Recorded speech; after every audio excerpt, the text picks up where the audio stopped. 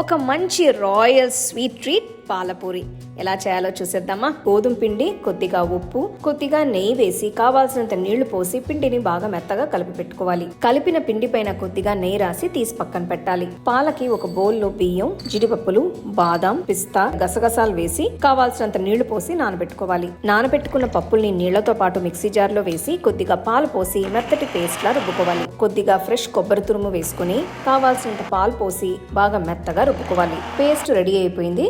తీసి ఒక పాన్ లో మార్చుకోవాలి. పేస్ట్ ని ఒక 2 నిమిషాలు కుక్ చేసిన తర్వాత 1 లీటర్ పాలు పోసి బాగా చిక్కగా అయ్యేంత వరకు మరగనివ్వాలి. దాంట్లో కావాల్సినంత చక్కెర, కొద్దిగా యాలక్కాయ పొడి వేసి మొత్తం మిక్స్ చేసుకోవాలి. ఫైనల్ గా కొద్దిగా కుంకుమ పువ్వు వేసి పాలను తీసేయచ్చు.